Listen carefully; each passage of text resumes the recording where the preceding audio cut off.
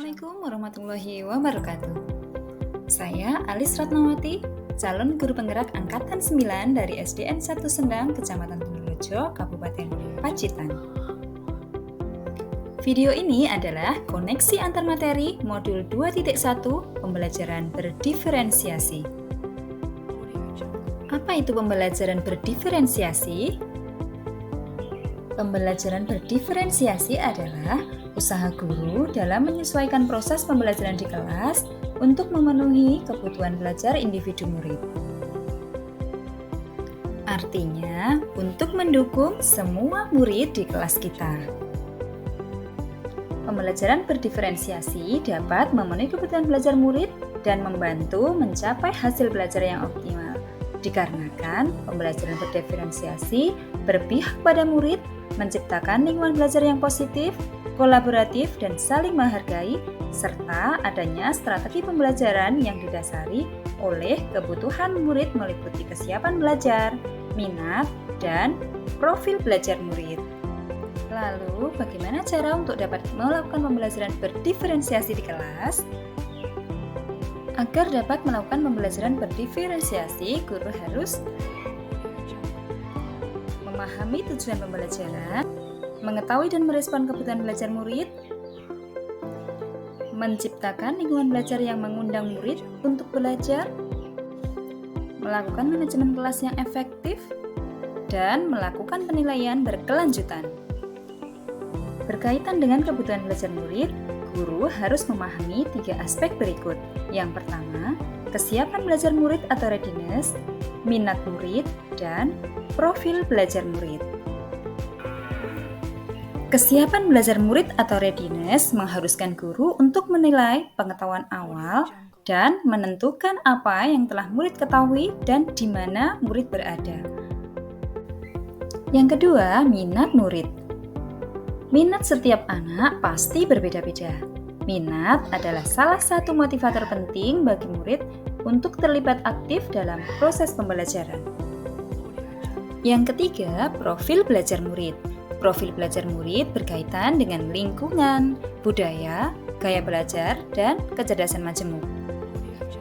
Kebutuhan belajar murid dapat diidentifikasi berdasarkan cara-cara berikut ini. Mengamati perilaku murid-murid, mengidentifikasi pengetahuan awal, mereview dan melakukan refleksi terhadap praktik pengajaran, berbicara dengan guru di kelas sebelumnya, membaca rapot murid di kelas sebelumnya, dan menggunakan berbagai penilaian formatif dan diagnostik. Strategi untuk mendiferensiasi pembelajaran dapat dilakukan dengan 3 cara, yaitu diferensiasi konten, diferensiasi proses, dan diferensiasi produk. Guru dapat memilih salah satu atau kombinasi dari ketiganya. Diferensiasi konten berkaitan dengan apa yang kita ajarkan, seperti materi, konsep, atau keterampilan yang perlu dipelajari berdasarkan kurikulum. Mendiferensiasi konten bisa dilakukan dengan membedakan pengorganisasian atau format penyampaiannya, bukan mengubah atau menurunkan standar kurikulum. Diferensiasi proses berupa kegiatan yang memungkinkan murid berlatih dan memahami atau maknai konten dengan cara membedakan proses yang harus dijalani oleh murid.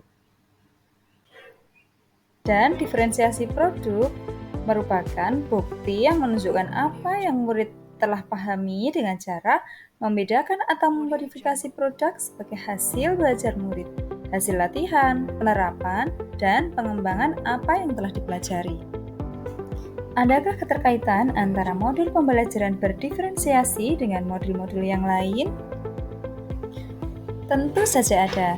Untuk dapat melakukan pembelajaran berdiferensiasi, maka guru harus berusaha memenuhi kebutuhan belajar anak sesuai dengan kodrat alam dan kodrat zaman berdasarkan filosofi Ki Hajar Dewantara.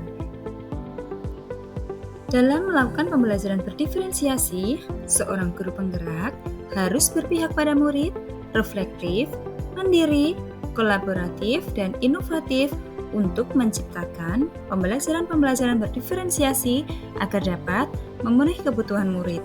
Dengan demikian, seorang guru penggerak dapat mewujudkan kepemimpinan murid dengan menuntun murid merdeka belajar. Hal ini sesuai dengan nilai dan peran guru penggerak. Pembelajaran berdiferensiasi juga dapat menjadi salah satu strategi untuk mewujudkan visi guru penggerak yang berpihak pada murid.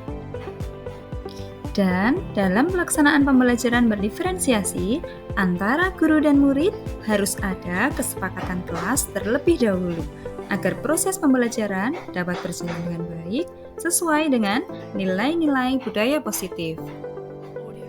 Demikian pemaparan koneksi antar materi modul 2.1, semoga bermanfaat.